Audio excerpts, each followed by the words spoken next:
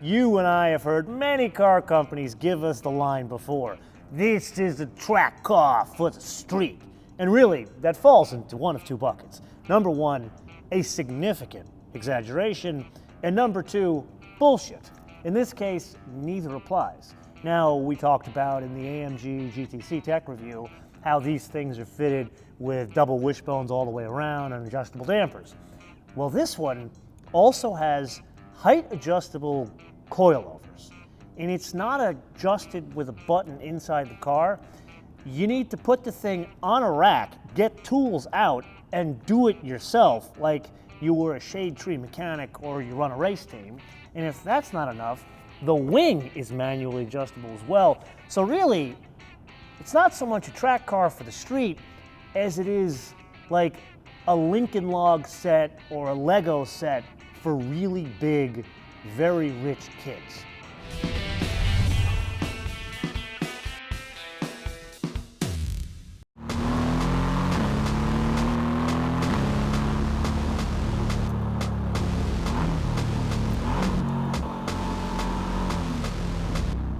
Okay, so Kumo and I spent some time arguing about this. We are no longer going to spend any time in comfort, basic, celery mode in these types of cars. We're simply going to do the individual mode to start and then move up to whatever the full fat mode is. So let's start with individual, and this is my own concoction of everything full fat except for the engine. Bring this down to third gear, put our foot into it. Oh God, that sounds good. And this even isn't full fat in the engine. Holy crap. That is not the bigger compressors that's making that noise. That's just, wow, this thing sounded cool, and the GTC sounds better here. Put our foot into it, going up, nice elevation change. Did you really think this thing wasn't gonna be quick? Really the difference though is, in all seriousness, let's actually slow down a little bit and then put our foot into it. And this is in third gear. It's the responsiveness that makes the difference. That's really where that extra boost pays significant dividends. What is it? It's 2 PSI difference, a little bit more than 2 PSI, but all of a sudden, it's as if the engine, it's breathing better, which it is. So what's happening is it's more responsive with those different turbos, or really the compressor wheel is what's different. And it's that extra 2.2 pounds of boost that's getting you a little bit more power that's more usable. The torque still comes in 1900 RPM and you feel it, man. It's usable like it was in that other car, but all of a sudden it's like the car is breathing better. Not so much like someone took a wet towel off of your face, but it feels like there is a bigger chamber, which effectively was happening. I think the only way to describe it is it just puts a bigger smile on your face. So bigger compressor wheel equals bigger smile here. With that, let's go into full-on race. Oh my God, that sounds wonderful. Put our foot into it a bit more, and all of a sudden, oh God, it's not so much that it's so much faster, it's just more, it's a visceral experience. It wants to bite back, and this is something that usually doesn't happen in a car made from a conservative car company. This is the same people that make Smarts. And here we are in Groningen. Actually, my own Groningen here in Malibu Canyons. Elevation change, put our foot into it in race mode. God, people, this is good. And I thought that wagon was good. This, whoo, it sounds even better. I guess because you're closer to the exhaust. How many ways can I tell you this is indeed a fast car? Oh, I got away. Second gear. Notice I just downshift to first gear. Put our foot into it. Oh my God. Okay, I'm still a GT3 guy, but this, it's like that close, man. It's like that close.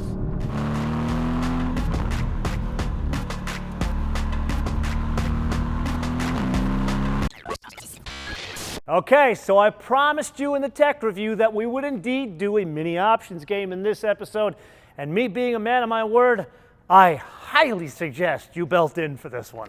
Let's start with 2018 Mercedes-Benz AMG GT-R, $157,000. Actually kind of a bargain when you consider a basic GT3 starts in the 160s. To that, you add that carbon fiber trim we talked about in the tech review, $3,150. Then there was that bar, $1,600. Then you add the yellow seat belts, $500. This car has Distronic Plus, $2,250. This has two dress-up packages. One is like $1,700. Then there's the really fancy one with like the contrast stitch, all that kind of stuff, $3,650. Then this one is fitted with the carbon ceramic rotors, a bargain at $8,900. And then the color. So you've heard in many like written car reviews, blog posts, and this episode, people talk about Green Hell Magna, which is what that's called, or Grüne Hölle. What do you think it costs? $1,000 extra? $1,500? $2,000? Because remember, that special paint job we had in that Targa Porsche was $2,500, the one that Kumo was slobbering all over. Nowhere near it. The paint choice alone, $9,900. I'll spare you the rest of the options, just go right to the end. $195,495. All I'm going to say is, think of this as an extra question. Is that the right price?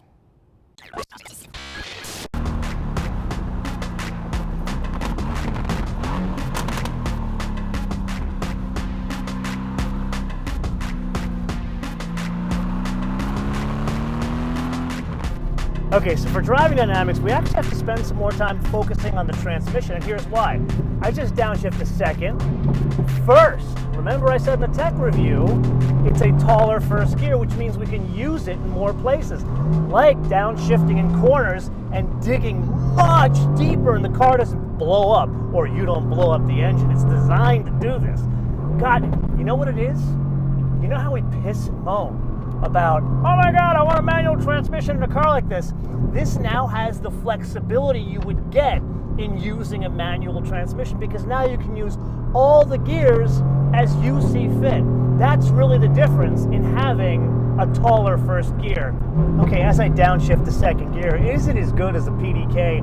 No, I would argue that the Ferrari F1 box is kind of like, it's otherworldly up here, and maybe like millimeters below it is that PDK.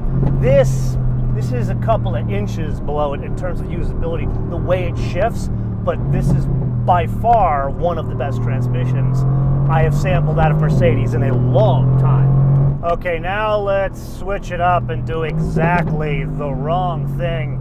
Downhill, elevation change, switch up the plane of motion with some power.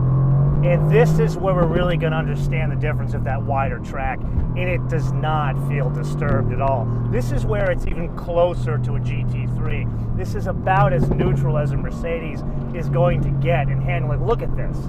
There's no pitch, squat, dive, or roll as I come around this beautiful, nice declining radius turn. Hold on for dear life here, power out. I'm in second gear doing that, people, second gear. That gives you an idea of the spacing of the gearbox in this thing, how much more usable it is. But anyway, the track, this is really the impact, man, that you can do this. And I feel even more confident here than in previous AMG GTs that I have driven. Like, I have to say, I feel a little regret we're not doing this on a racetrack, because, God, like, think about this on Big Willow. This would be the car you would want on a track like that. A really technical track. Something that's been set up this way. God, it's so much more.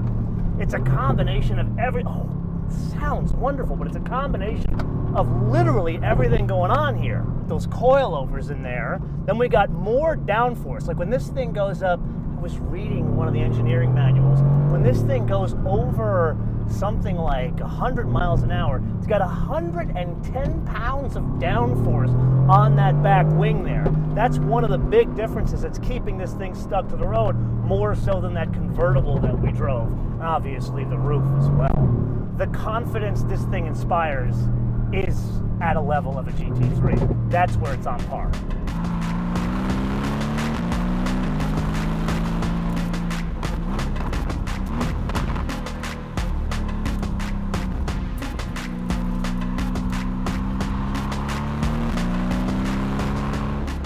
If I didn't know better, I would feel that there has been a lot of business in local recruiters in the city of Stuttgart. Meaning, I feel like the recruiters that either work for Daimler-Benz AG or the contractors that work as recruiters, they've been siphoning folks off of the company that is their neighbor in Zuffenhausen to work on this. Or, at the very least, they've been buying their cars and decompiling their work and make it do something like this. It's that good.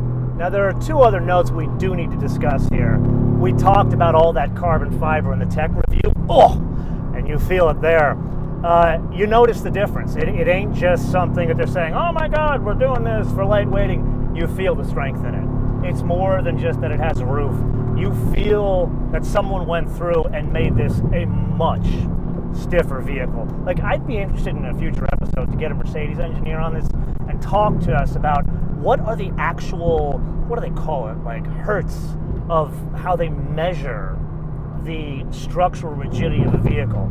This is, because if you think about it, you look at the Rolls Royce that we drove recently, or some of the stuff that BMW did with the 7 Series with that carbon core. Those cars are not designed to do what we're doing right now, but you immediately feel a difference when you push those cars because of stronger structure. Here, it's to another level. Then as we dive into some more corners here, we do need to talk a little bit about the, oh God, this sounds good. We do need to talk a little bit about the brakes. Remember, this one's fitted with the carbon ceramic rotors, all $8,900 US of it. Around here, using it very aggressively, and I would assume on a track, they work magically. Like, they scrub off speed beautifully, there's no fade. Like, it is, you see why you spend $9 grand when you're pushing it this hard. But when you drive this car around town, they're grabby. Like, we've spent a lot of time since that, what was it? That McLaren 570 we drove, where I feel that was the first car where I could loan it to friends of mine and say to them, oh, go ahead and drive it, and not have to give them a Hinweis that the brakes are different, because usually it scares people. Well, while I had this car, I had a very good friend of mine, like an old college buddy. He worked with me at BMW. He was the dipstick guy. He sadly sold a Porsche to get a Tesla. I'm still pissed at him. And do me a favor, leave a comment below. Matt, we're disappointed in you for getting a Tesla and getting rid of a Porsche. But anyway, I let him drive the car, and the first thing he noticed was how touchy the brakes were. It was almost like he didn't know how to drive, so of course I gave him some crap about it. What, just because it has almost 600 horsepower and only 2 doors, do you really think Kumo lets me get away without being practical? Of course we're going to do a missile test. There's no, like, kick the thing open, you got to do it from the old school key. I have high hopes for this because it is somewhat practical. After all, it's a German car, it's got good headroom, and there's some storage back here. So here we go. Missile number 1, and I think we'd be lucky to get one in here. I think it would screw with your headroom. There, let's see if it closes. Cross your fingers. Doesn't close. But here's my official consumer tip here. Don't get the $1,600 crossbar and your missiles will fit into your AMG GT-R. Okay, here comes the moment of truth. We need to play with the magic yellow knob. And to do that, we're going to stay in race mode, but what we're going to do is press and hold this, which turns off the traction control. Please do not try this at home. And effectively what we're doing is, it's not just an on-off switch. It's not like full traction, medium traction, and no traction. We can dial it in. So right now, this is completely on. Let's put halfway. And let's put our foot into this first gear, come around this nice turn here, and see how much more control. Oh yeah. Oh yeah. Oh, right there, baby. That's the way I like it. So you can drive it a bit more with your right foot. That's the difference. And you know what's more interesting here? You feel like the car is driving from the rear more so than you do when it's fully on. It like changes the characteristics a little bit. As a matter of fact, it makes it feel more like old school, if there's such a thing, with a transaxle car that has a carbon fiber single tube torque tube here. So that is going around with medium. So let's dial it in a bit more here. So that's almost full fat, meaning no traction control. And it's digging in a bit more. That's what's happening. I can dig it in. I can dial in with my foot where the power is going to those rear wheels. Okay, as we set up to go downhill again on some sharper corners, the big thing you notice when you pull out some like computer wizardry like this that makes you look like a rock star of the driving world is it takes away whether the car is good or bad. And the thing you notice when you dial off the traction control is, wow, this is inherently a much more balanced vehicle. Now let's go completely off here. This is 100% me driving the car, me controlling the car. So I can literally put that rear end anywhere I want. And believe it or not, it's not unsafe. Like if we were to put this thing in that wagon we drove, we'd be over there no matter how good of a driver you would be. But I will say this kind of begs the question, is this thing a gimmick? Like could you do like the M5 has that thing where you have traction control, 3 different levels of it? Could you do that in this car? You probably could. I think this is more of a gimmick for incredibly gifted drivers like Vaughn Gittin Jr., Tanner Faust, people like that, or Matt Becker, who now, we met him at Lotus and now he's at Aston Martin. These are the kind of guys that can make a difference between 9 different settings of traction control.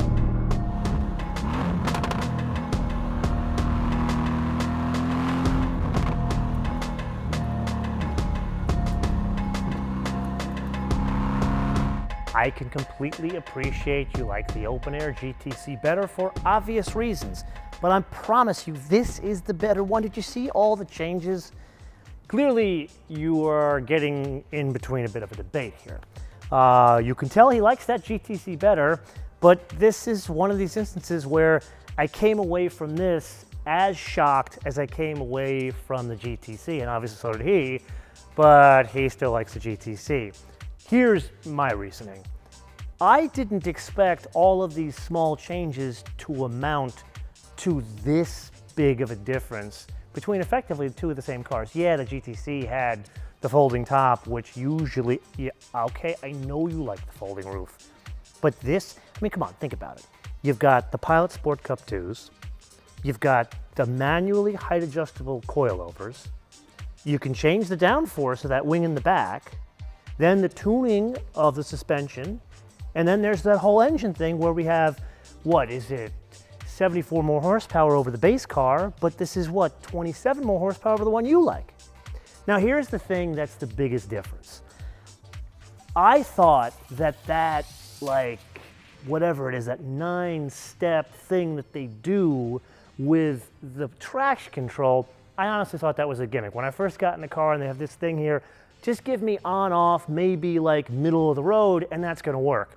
But this traction control gimmick thing, this kind of sums up the whole car in that when you play around with it and vary it between the 9 settings, you can actually tell the difference of when traction control comes in and when it comes out, more so than just on or off and say that E63 or that M5. And you really get to know the engineering that went in to make this car dance so much more than the GTC and make it that close to a GT3. GT3 RS is a bit much, I think that's pushing it, but that close to a GT3 that you start to scratch your head and say, you know what? I would have to really think about this or the GT3 rather than just saying, oh my God, I gotta have a GT3. Now me, I would end up with a GT3, which that's where he and I are gonna turn this around to you guys and leave you with the obvious question. If someone said you had to choose one of the two, which one would you choose and why? A GT3, or if you say GT3 RS, that's fine, or the GT-R. And most importantly, why? And you know what? What region of the world do you hail from? And yes, that's a very good point. Do you drive one of these types of cars, whether it's a GT3 or an AMG GT or a GT-R? Let me know in the comments below, or, I'm sorry, let both of us know in the comments below or via our social media, MotoManTV on Word, MotoManTV on Word, Facebook, Twitter, and Instagram. And with that, he and I are going to go for a bit of a tour around the Torrance Country Club on Hangar Happy Hour Friday, which you could probably see on YouTube right now because we're going to do a live stream right after this. So until we see you in that episode, or maybe the next one, bis später. Bis später. Bis später.